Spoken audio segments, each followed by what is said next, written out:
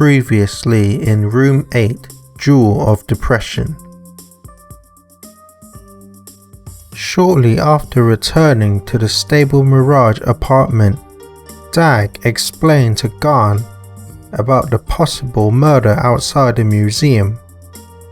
However, after revealing the victim's name, Dag notices that Garn's expression changes suddenly. Because of this, Dag now feels that Garn is hiding something from him, but is unwilling to say for now. Departing ways, Dag decided to make his way back to Room 8. However, on the way, he comes across his neighbour from Room 6, who she introduced herself as Anne. This being their first time properly introduced, Dag takes up Anne's offer on having tea in Room 6. But the conversation is quickly ended when a sensitive question is brought to Dag's head. Escaping from Room 6, Dag returns to Room 8 and succumbs to deep thought and frustration. Suffering from anxiety and depression, Dag has a difficult time in managing his emotions. However, Geiper is able to help him snap out of it, like he has done so many times in the past. Shortly after recovering, someone knocks on door 8. Opening it, Dag was confronted by Ricardo, the bellboy of the apartment. Ricardo then passed on the special package over to Dag's hand, a mysterious brown suitcase. As Dag inspected the suitcase, he heard a grumble in his stomach telling him that it was lunchtime, so he decides to go down to Light's bar for lunch. Chapter 3: Cleaver. Departing Room 8, Dag makes his way down to Light's bar on the ground floor.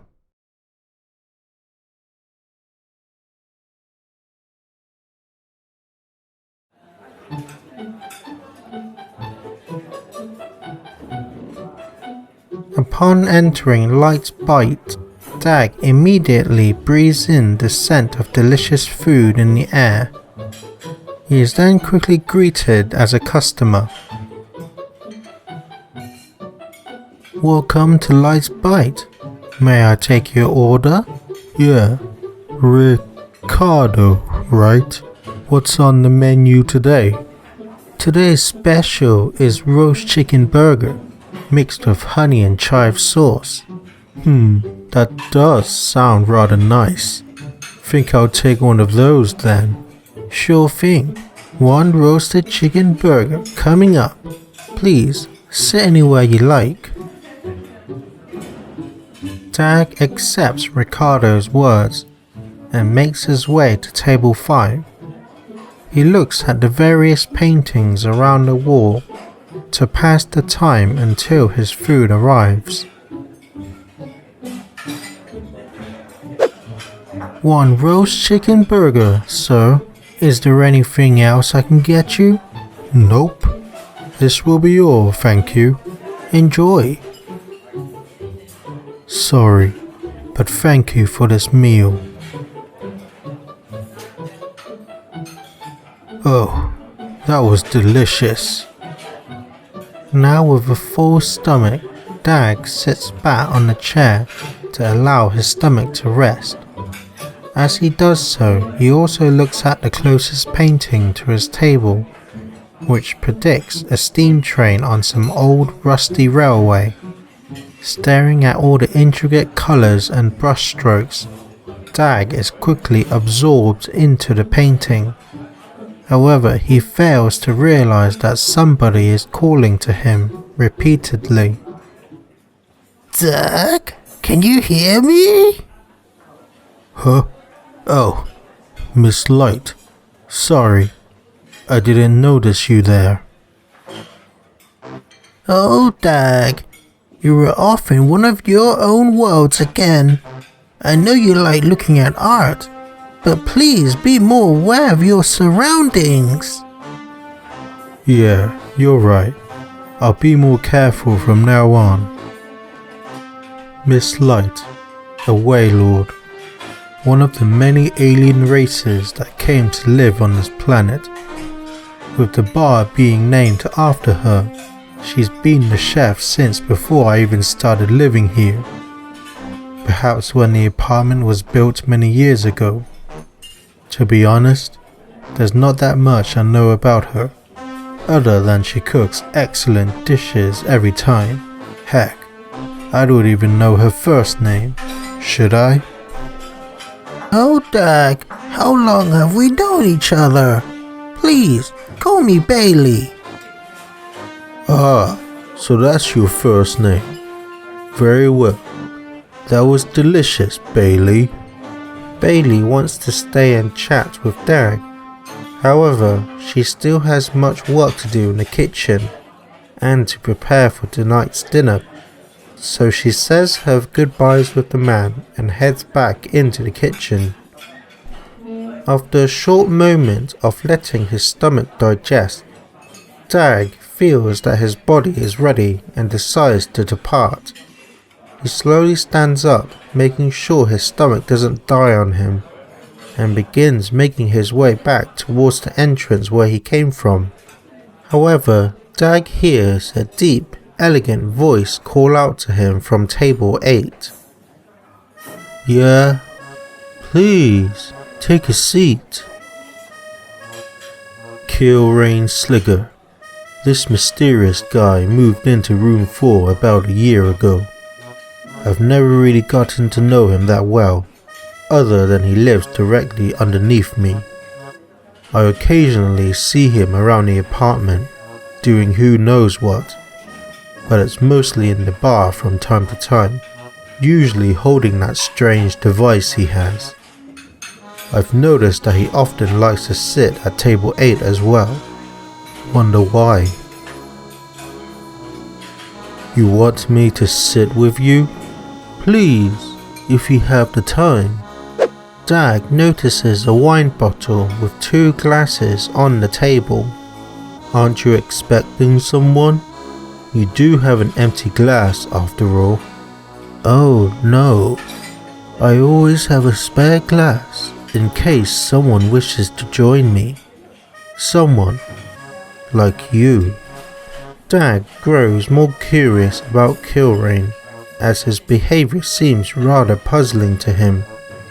However, Dag doesn't know much about wine and their ways of rules or whatever, so perhaps what Kilrain is doing may not be so strange to others who also like to drink wine. Having this thought run through his head, Dag quickly comes to an answer. Sorry, but I don't drink. Oh, is that so? Shame. We could have become better acquainted. Dag can't help but feel a little guilty. He scratches the back of his head, thinking about what he could say to make Kilrain feel better. However, before he could get a word in, Kilrain resumes his sentence. Don't feel bad. I don't. So why should you? Maybe we'll find another method of getting to know each other, eh? With Kilrain's word becoming more mysterious and the way that he was looking at Dag, Dag can't help but feel awkward and uncomfortable in this situation. In any case, he takes this opportunity and decides to leave the man in peace. Dag makes his way to the reception.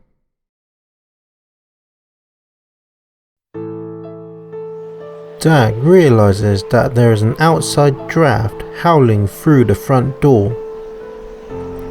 He sees that the breeze is carrying in small debris inside, leaving a small heap of dirt on the carpet. The draft is also messing up some paperwork that's piled up on the desk, causing a few sheets to fall to the ground. Dag decides to help out a little by shutting both front doors and putting the paper back in place. don't think Garn would like the new carpet getting dirty so quick. Think I know who could have left the doors like this. With things in the reception now under control again, Dag makes his way up to the second floor. There he sees two figures, one shorter than the other, standing just outside room 7.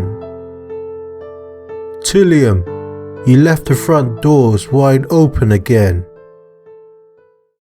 Ah, Mr. Paragon, I didn't see you there. Tillium Delilan. This kid moved in about 2 months ago and lives just next door to me in room 7. He claims that he's a maintenance guy despite his age and always likes to fix all sorts of things around the apartment. To be honest, at his age, he's pretty good. Whenever he gets around to doing it anyway. I mean, I'm still waiting for him to fix my balcony door. It's been, what, 2 weeks now?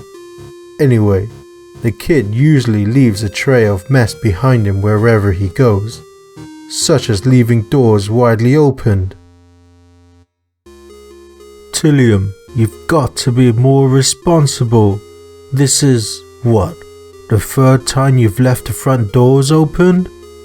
Yeah, I'll be more careful.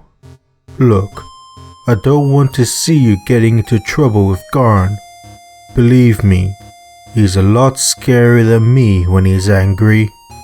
Okay, I said I'll be more careful. Sheesh. The other figure next to Tillium, who's had its back to Dag this whole time, turns to face them both.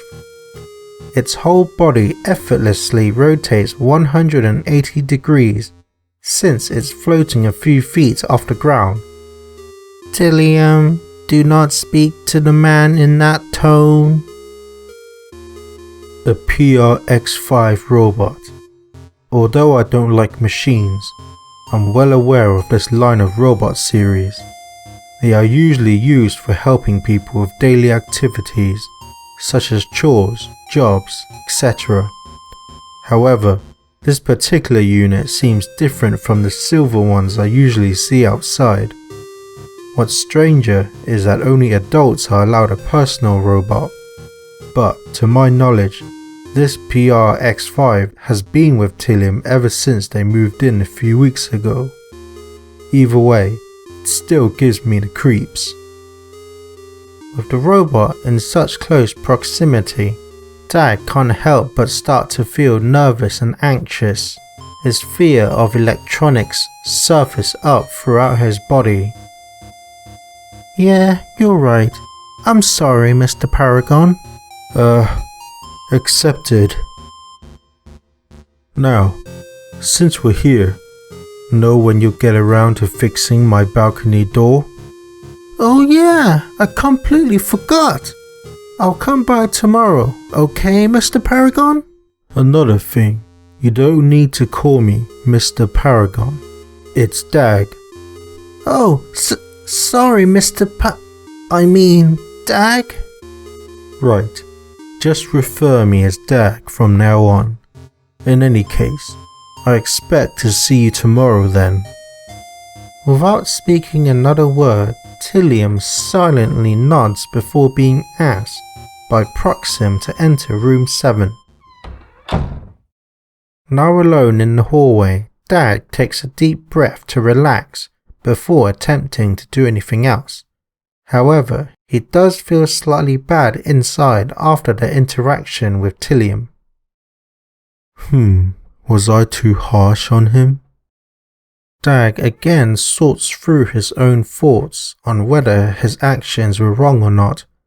However, he knows that it had to be said, otherwise he would have just kept the bothering worries bottled up inside. Rather than dwell on the thoughts, which usually leads to confusion and more anxiety, Dag shakes his head, inhales another deep breath, and moves on towards room 8.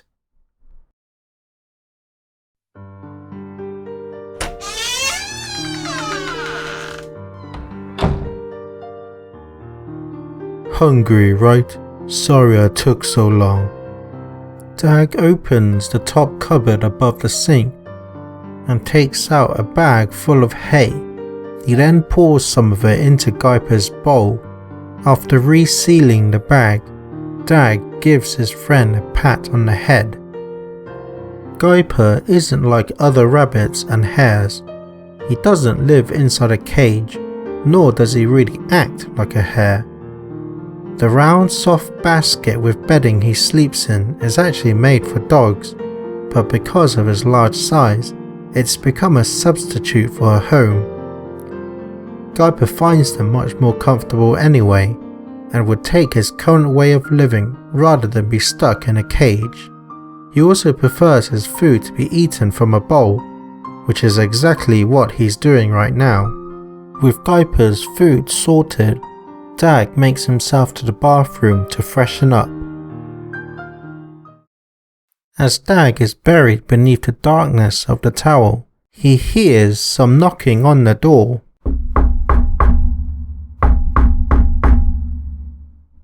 Yeah, I'm coming!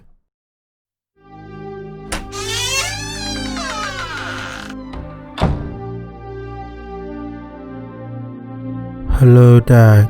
It's been a while. Cleaver, this guy was a close friend of my dad back in the day, but he died in an accident when I was still fairly young, and Cleaver thinks it's his fault. To act on this grief, he tasked himself with looking after me, kind of like a second father, if you will.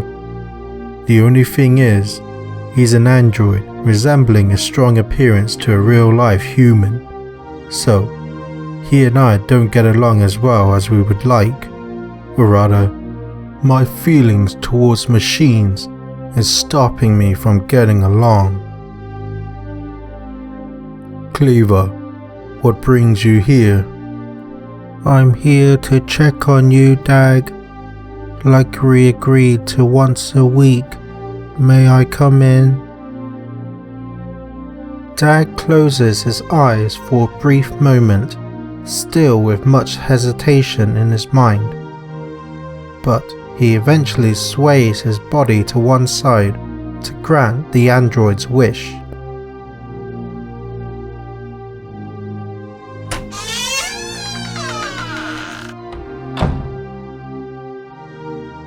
We agreed every Friday, right?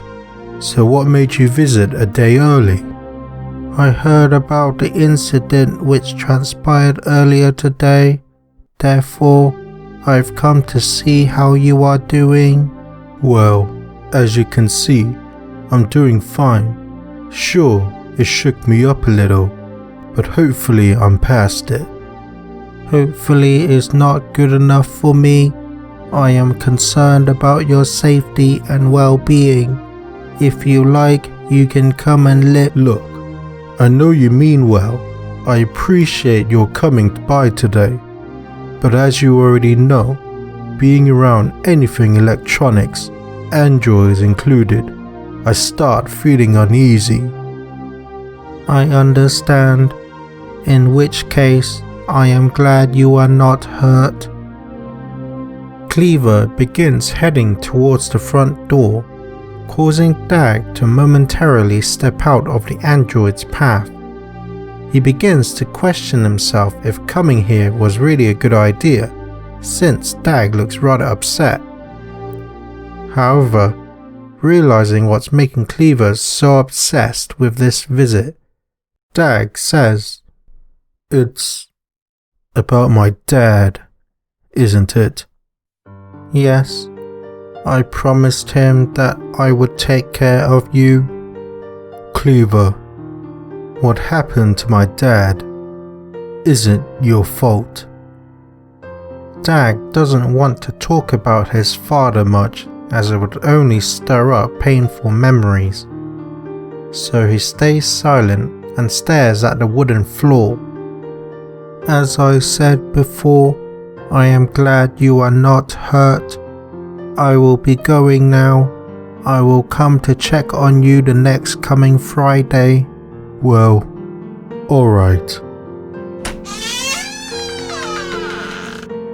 I scanned your room and everything seems unchanged from my last visit, with minor little differences. However, I detected one major change: the suitcase sitting on the table. It's something I noticed. After Cleaver leaves the room, Dag immediately feels a wind of exhaustion spread throughout his body. He finds every day very tough, as coping with depression, anxiety, and negative thoughts that frequently pop into his mind are very energy draining, and adding Cleaver's visit on top, his mind and body burst into fatigue. With all this pressure weighing down on his weary body, like most days, Dag decides to take a small nap in the bedroom to regain his strength. He checks to see if Gaipa's food and water supply are enough before doing so. After giving the hare another pat on the head, Dag steps into the bedroom and soon drifts off into a deserving sleep.